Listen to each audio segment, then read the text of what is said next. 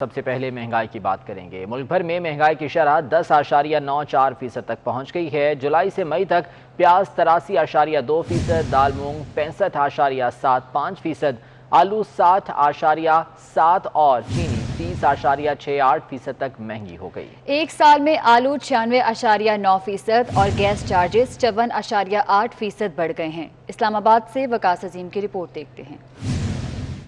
ادارہ شماریات نے مہنگائی کی ماہانہ رپورٹ جاری کر دی ہے، جس کے مطابق مئی میں مہنگائی کی شرح 8.22% رہی۔ اپریل کے مقابلے میں مئی کے دوران مہنگائی میں 0.32% اضافہ ہوا۔ جولائی سے مئی تک مہنگائی کی شرح 10.94% رہی۔ ایک ماہ میں چکن 41.46%، آلو 31%، پھل 9.7% اور دودھ 4.6% مہنگا ہوا۔ اس دوران کپڑے 4%، مسالہ جات 3.7% مہنگے ہوئے۔ تاہم مئی میں پیاز 23.3% اور سبزیاں 19.62% سستی ہوئیں۔ اس دوران انڈے 18.7% اور موٹر فیول 13.4% سستا ہوا۔ مئی میں ٹماٹر 7.7%، دال چنا 7.2%، دال مسور 4.4% اور بیسن 4.3% سستا ہوا۔ ادارہ شماریات کے مطابق رواں مالی سال کے پہلے 11 ماہ کے دوران پیاز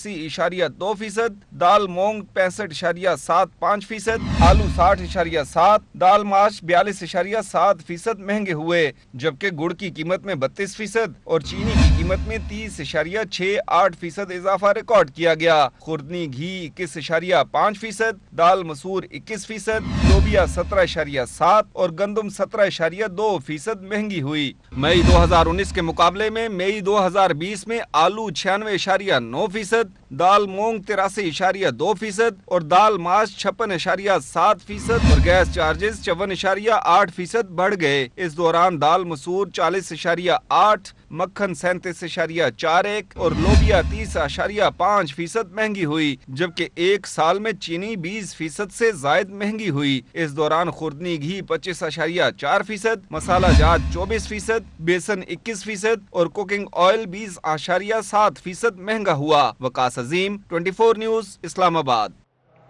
اور غریب سے منہ کا نوالا بھی چھیننے کی تیاری کر لی گئی ہے۔ لاہور میں متحدہ نان روٹی ایسوسی ایشن نے 5 جون سے نان 15 روپے اور روٹی 10 روپے کی کرنے کا اعلان کر دیا۔ چیئرمین پیپلز پارٹی بلاول بھٹو کی بات سچ ثابت ہو گئی۔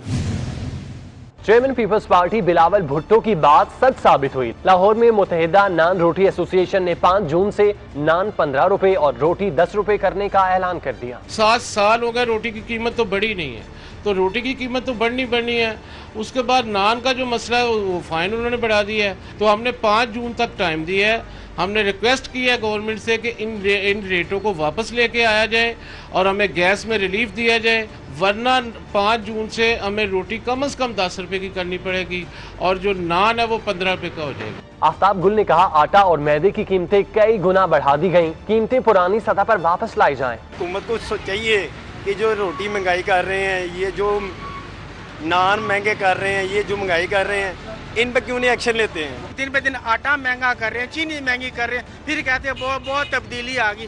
میں ان لوگوں کو کہوں گا جو تبدیلی لے کے آئے ہیں، کیا تبدیلی لے کے آئے ہیں؟ پہلے کام ہے کوئی نہیں، اوپر سے سارا دن کاروبار ویسے ہی ٹھپ ہوئے ہیں، اوپر سے یہ روٹی کا جو ہے نیا انتظام یہ تو بیڑا گرک کر دے گا عوام کا۔ چیئرمین پیپلز پارٹی بلاول بھٹو نے کچھ عرصہ قبل جس خدشے کا اظہار کیا تھا وہ سچ ثابت ہو گیا۔ اور ایک بار پھر پیٹرول بحران سر اٹھانے لگا ہے۔ ملک بھر میں پیٹرولیم مصنوعات کی قیمتوں میں کمی کے باعث پیٹرول پمپ مالکان نے فروخت بند کر دی ہے، جس کی وجہ سے عوام کو مشکلات کا سامنا ہے۔ تفصیلات جان لیتے ہیں، ہمارے نمائندے علی خان ہمارے ساتھ موجود ہیں۔ علی، کیا صورتحال ہے اور پیٹرول پمپ مالکان اس پر کیا موقف دے رہے ہیں؟ جی بالکل، کراچی کے مختلف علاقوں میں پیٹرول کی قلت پیدا کر دی گئی ہے، جس کی وجہ سے شہریوں کو پیٹرول کے حصول میں شدید مشکلات کا سامنا ہے۔ شہریوں کا کہنا ہے کہ پیٹرول کی قیمت کم ہونے کے بعد پیٹرول پمپ مافیا منمانی کر رہا ہے۔ پی ایس او کے علاوہ تمام نجی آئل مارکیٹنگ کمپنیز کی جانب سے پیٹرول اور ڈیزل کی ترسیلات شدید متاثر ہیں۔ نجی آئل کمپنیز کی جانب سے اپنے ڈیلر کو کوٹے میں کٹوتی کے باوجود بلا تعطل ترسیل ناممکن ہو سکی۔ ٹھیک ہے علی خان، بہت شکریہ اس بارے میں تفصیلات سے آگاہ کر رہے ہیں۔ کورونا کورونا کی وبا پاکستانی معیشت پر بھی اثر انداز ہونے لگی۔ مرکزی بینک کے مطابق مقامی سطح پر کاروباری سرگرمیوں پر بھی اثرات پڑے، عوام کی قوت خرید کم ہوئی ہے۔ ماہر معاشیات کا کہنا ہے کہ کورونا وائرس سے پہلے بھی معیشت کے حالات ٹھیک نہیں تھے۔ کورونا معیشت کو بھی کھانے لگا۔ مرکزی بینک نے کورونا کے باعث معاشی تباہ کاریوں پر رپورٹ جاری کر دی۔ رپورٹ کے مطابق کورونا کے باعث تجارت پر اثرات مرتب ہوئے۔ عالمی معیشت متاثر ہونے سے ترسیلات زر اور سرمایہ کاری میں کمی آئی۔ مقامی سطح پر کاروباری سرگرمیوں پر بھی اثرات پڑے۔ عوام کی قوت خرید کم ہوئی، بیرونی سرمایہ کاری بھی کم ہو گئی۔ معاشی سست روی سے محصولات میں کمی ریکارڈ کی گئی، تاہم تیل کی کم قیمتوں کا درآمدی ممالک کو فائدہ ہوا۔ اسٹیٹ بینک کے مطابق کورونا سے قبل پاکستان کی معیشت میں بہتری آنا شروع ہو گئی تھی۔ معیشت میں بہتری کے لیے حکومت نے کئی اقدامات اٹھائے، درآمدات میں کمی اور برآمدات میں اضافہ ہوا۔ تاہم ماہر معاشیات فرحان بخاری نے اس پر تنقید کرتے ہوئے کہا کہ کورونا وائرس سے پہلے بھی معیشت کے حالات ٹھیک نہیں تھے۔ کورونا وائرس سے پہلے مہنگائی کا رونا اور افراد زر کے حوالے سے رونا، روپے قدر میں کمی کا رونا، کورونا وائرس کی وجہ سے یہ اور مزید معاملات جو ہیں، مشکلات یہ مزید تیزی سے خراب ہو گئی ہوں، لیکن بنیاد کوئی اچھی نہیں تھی، نہ سمت اچھی تھی۔ ماہر معاشیات ڈاکٹر شاہد حسن صدیقی نے بھی رپورٹ پر تبصرہ کرتے ہوئے کہا کہ کورونا سے پہلے معاشی اہداف حاصل نہیں ہو رہے تھے۔ 2019 میں اور فروری 2020 تک ہماری معیشت کی شرح نمو اور انڈیکیٹرز اس سے خراب تھے جو اس حکومت کو ورثے میں ملے تھے، اور بیشتر معاشی اہداف حاصل نہیں ہو رہے تھے۔ اسٹیٹ بینک کا رپورٹ میں مزید کہنا تھا کہ لاک ڈاؤن سے فیکٹریز اور کاروباری طبقے کا کیش فلو متاثر ہوا۔ یہی صورتحال جاری رہی تو کئی کمپنیز کا دیوالیہ نکل سکتا ہے۔ کمپنیز دیوالیہ ہونے سے بینکس کی آمدنی متاثر ہوگی، کاروبار بند ہونے سے بے روزگاری میں بھی اضافہ ہوگا۔ سندھ حکومت کے وفاق سے گلے شکوے دور نہ ہوئے۔ قومی رابطہ کمیٹی کے اجلاس میں وزیر اعلیٰ سندھ نے ایک بار پھر عدم تعاون کا شکوہ کر دیا۔ اس اجلاس کا مزید احوال جانیں گے اویس کیانی سے۔ اویس کیانی، اپڈیٹ کیجیے گا۔ جی بالکل، سندھ حکومت کے وفاق سے جو گلے شکوے ہیں، ہمارے ذرائع بتا رہے ہیں کہ مراد علی شاہ نے کمیٹی کو آگاہ کیا کہ کورونا سے متعلق فیصلوں پر پہلے اعتماد میں لیا کریں۔ وزیر اعلیٰ سندھ جو ہے مراد علی شاہ نے صحت کے لیے فنڈز کا مطالبہ کر دیا اور اسپتال میں سہولیات بڑھانی چاہیے۔ وفاق جو ہے اس میں تعاون نہیں کر رہا، ایسا ان کا کہنا تھا، اور جمعے کے روز بھی دکانیں اور مارکیٹیں کھولیں کا بھی فیصلہ جو ہے آج ہوا ہے، اس میں کمیٹی نے منظوری دی ہے۔ لیکن اسی کے ساتھ مراد علی شاہ کے ساتھ جو ہے ان کو تائید کی گئی ہے، اور ساتھ ہی ساتھ جو آج 10 ٹرینیں چلانے کی بھی منظوری دی گئی ہے، اور مجموعی طور پر اب ملک میں 40 ٹرینیں چلیں گی۔ لیکن شادی ہال، اسکول، کالجز، ریسٹورینٹ جو ہیں وہ اس میں نیگیٹو فہرست میں ہیں۔ لیکن مراد علی شاہ نے آج ان چیزوں کو ہائی لائٹ کیا ہے سب کے سامنے جن کا وفاق کے حوالے سے کہا گیا تھا کہ ان کی ذمہ داری بنتی ہے، جو فیصلہ لیا جاتا ہے اس کو بھی اعتماد میں، اور اس طرح کی دیگر جو چیزیں ہیں انہوں نے اپنی جو ریزرویشن ہے وہ آج اجلاس کے سامنے رکھی۔ لیکن اس کے بعد آج جو وزیر اعظم عمران خان نے جو فیصلے کیے اس حوالے سے بھی کچھ تحفظات تھے سی ایم سندھ کو، اور اسی چیز کا آج اظہار ہوا ہے۔ ٹھیک ہے اویس کیانی، بہت شکریہ آپ کا۔ طیارہ حادثے کے شہید لیفٹیننٹ حمزہ یوسف کی تدفین مکمل فوجی اعزاز کے ساتھ کر دی گئی ہے۔ ادھر طیارہ حادثے میں جھلس کر زخمی ہونے والی گھریلو ملازمہ دم توڑ گئی۔ لیفٹیننٹ حمزہ یوسف کی نماز جنازہ قصبہ کالونی میں ادا کی گئی۔ نماز جنازہ میں corps commander Karachi lieutenant general Humayun Aziz, D I G west, S S P west اور سینٹرل سمیت رینجرز افسران، عزیز و اقارب اور علاقہ مکینوں کی بڑی تعداد نے شرکت کی۔ شہید کو مکمل فوجی اعزاز کے ساتھ کالا پل کے قریب آرمی قبرستان میں سپرد خاک کر دیا گیا۔ شہید حمزہ یوسف تیموریہ پولیس کے اے ایس آئی محمد یوسف کے بیٹے تھے اور پاسنگ آؤٹ پریڈ کے بعد پہلی مرتبہ کراچی آ رہے تھے۔ شہید لیفٹیننٹ حمزہ یوسف کی لاش کی شناخت ڈی این اے کے ذریعے کی گئی تھی۔ دوسری طرف طیارہ حادثے میں زخمی ہونے والی 3 گھریلو ملازماؤں میں سے 12 سالہ ناہیدہ خاصخیلی دوران علاج انتقال کر گئی۔ ان کا جسم 50% جھلس چکا تھا اور وہ سول ہسپتال برنس سینٹر میں زیر علاج تھی۔ ناہیدہ گھر کی واحد کفیل تھی۔ ناہیدہ کی نماز جنازہ ملیر میں ادا کر دی گئی۔ نماز جنازہ میں ایم پی حلیم عادل شیخ، ضلع کونسل چیئرمین سلمان عبداللہ مراد، جی ایم قمر اور سیکٹری پی آئی اے شعیب احمد نے شرکت کی۔ لڑکی کے ورثہ کو پی آئی اے کی طرف سے 10 لاکھ روپے کا چیک دینے کا اعلان کیا گیا۔ سمر عباس، 24 نیوز کراچی۔ قیمتی طوطے کیوں اڑا دیے؟ راولپنڈی کی نجی ہاؤسنگ سوسائٹی میں میاں بیوی نے مبینہ طور پر 8 سالہ گھریلو ملازمہ کو تشدد کر کے مار ڈالا۔ پولیس کا دعویٰ ہے کہ بچی سے زیادتی بھی کی گئی۔ تفصیلات کے لیے سردار صداقت کی رپورٹ دیکھ رہے ہیں۔ रावलपिंडी में घरेलू मुलाजमा पर तशद्दुद का एक और दिल खराश वाकया। गुज़श्ता रोज निजी हाउसिंग सोसाइटी में मियाँ बीवी ने कीमती तोते उड़ाने के इल्जाम में 8 साला मुलाजमा ज़ोहरा बीबी पर इतना तशद्दुद किया कि उसकी जान चली गई। तशद्दुद के बाद मुलाजमा की हालत बिगड़ी तो घर का मालिक उसे बेहोशी की हालत में करीबी अस्पताल छोड़ आया, जहाँ वो जख्मों की ताब न लाते हुए चल बसी। FIR के मुताबिक कमसन मुलाजमा के जिस्म पर तशद्दुद के वाज़ह निशानात पाए गए। पुलिस के मुताबिक बच्ची से ज्यादती भी की गई है, जिसके लिए अलग से मेडिकल रिपोर्ट तैयार की जा रही है। पुलिस का कहना है कि घर का मालिक हसन सिद्दीकी बच्ची को अस्पताल मुंतकिल करने के बाद फरार हो गया था, जिसे बाद में गिरफ्तार कर लिया गया। तफ्तीशी अफसर और दीगर अफसरान मजीद तफसीलात फराहम करने से गुरेजा हैं। कराची ली मार्केट के करीब जूना मार्केट की दुकान और चप्पल के गोदाम में आग भड़क उठी। दुकानों और गोदाम में रखा परफ्यूम, डायपर्स, प्लास्टिक का सामान, चप्पल और मोबाइल फ़ोन जल गए। फायर ब्रिगेड की 5 गाड़ियों और वाटर बोर्ड के टैंकर्स ने आग पर काबू पाया। कराची ओल्ड सिटी एरिया में ली मार्केट के करीब कन्फेक्शनरी की दुकान और चप्पल के गोदाम में आग भड़क उठी। आग ने दीगर दुकानों को भी लपेट में ले लिया। फायर ऑफिसर अब्दुल अहद के मुताबिक गोदामों में परफ्यूम, डायपर्स, माचिस, प्लास्टिक, खिलौने, मोबाइल, चप्पल और कन्फेक्शनरी आइटम होने की वजह से आग फैली। फायर ब्रिगेड की 5 गाड़ियों और वाटर बोर्ड के टैंकर की मदद से आग पर काबू पाया गया। 2 स्टेशन नजदीक होने का हमें एडवांटेज मिला कि लियारी से भी हम पानी भर रहे हैं और फायर हेडक्वार्टर से भी हम पानी भर रहे हैं।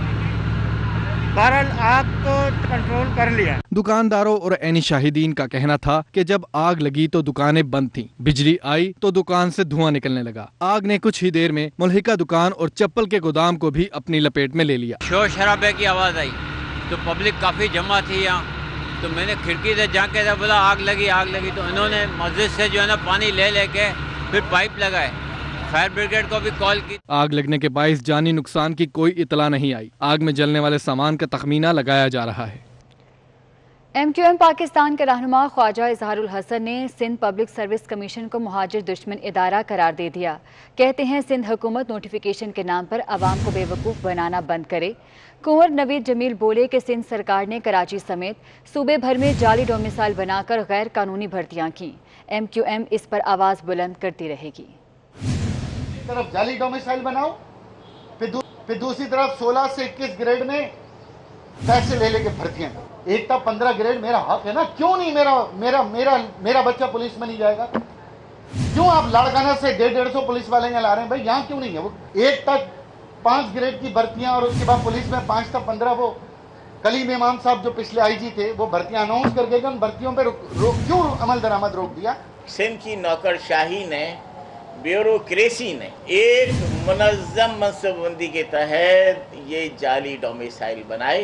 जाली डोमिसाइल की बुनियाद पर कराची, हैदराबाद के उर्दू बोलने वाले, पंजाबी बोलने वाले, पश्तो बोलने वाले, बलोची बोलने वाले तमाम लोगों को यकसर नौकरी से महरूम कर दिया गया।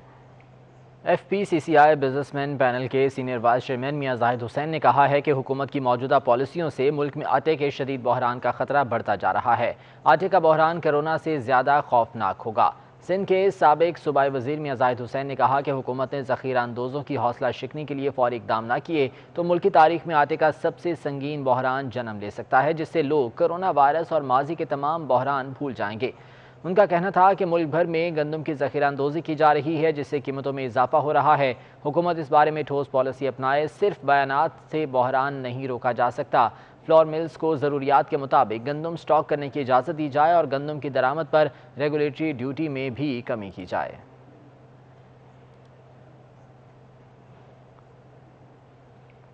Army chief general Qamar Javed Bajwa ने command and staff college Quetta का दौरा किया। SPR के मुताबिक आर्मी चीफ ने अफसरान और फैकल्टी से खिताब में कहा कि एक अच्छी तरबियत याफ्ता और पेशा वाराना सलाहियत रखने वाली फ़ौज ही अमन की ज़ामिन है। जनूबी एशिया में पायदार अमन व इस्तेहकाम तनाज़ात के हल पर मुनहसिर है।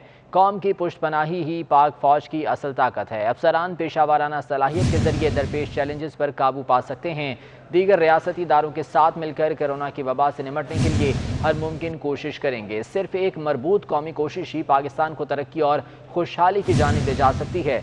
इससे पहले कोयटा पहुंचने पर कमांडर सदरन कमान लेफ्टिनेंट जनरल मोहम्मद वसीम अशरफ ने आर्मी चीफ का शानदार इस्तकबाल किया। Army chief general Qamar Javed Bajwa ने command and staff college Quetta का दौरा किया है। ISPR का कहना है कि आर्मी चीफ ने अफसरान और फैकल्टी से खिताब करते हुए कहा कि एक अच्छी तरबियत याफ्ता और पेशा वाराना सलाहियत रखने वाली फ़ौज ही अमन की ज़ामिन है।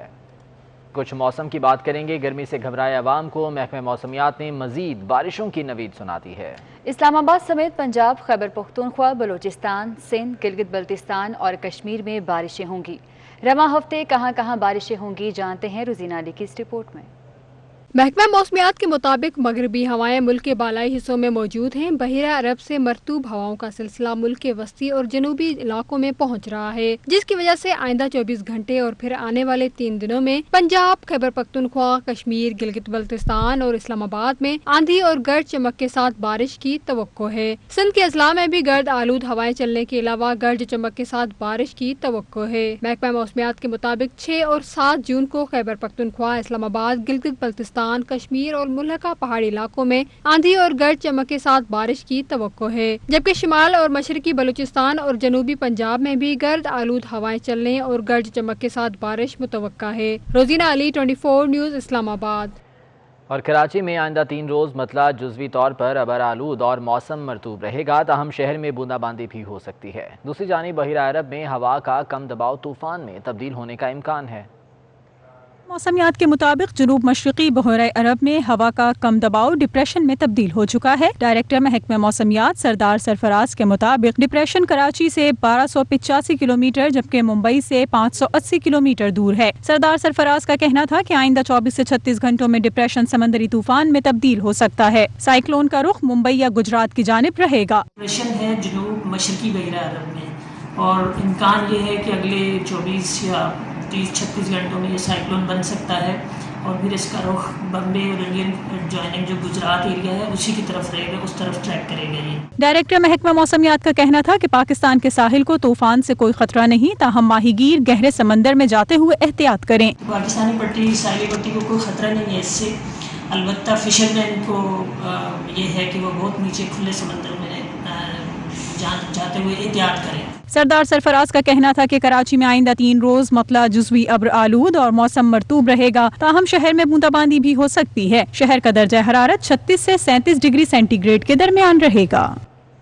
ملتان میں روحانی پیشوا حضرت شاہ شمس سبزواری تبریزی کے 767ویں سالانہ عرس کی تقریبات شروع ہو گئی ہیں۔ زائرین کی آمد کا سلسلہ جاری ہے۔ کورونا کے پیش نظر سخت حفاظتی انتظامات بھی کیے گئے ہیں۔ اسی بارے میں گوہر رحمان کی رپورٹ دیکھیے۔ ملتان میں حضرت شاہ شمس تبریز کے 767ویں عرس کی 2 روزہ تقریبات شروع ہو گئی ہیں۔ زائرین کی مزار پر حاضری اور چادر چڑھانے کا سلسلہ جاری ہے۔ ہماری جو نیک تمنائیں، مرادیں ہیں، مولا کریم اپنا اس شاہ شمس تبریز علیہ رحمۃ الرحمہ کے صدقے کر کے وہ پوری کریں۔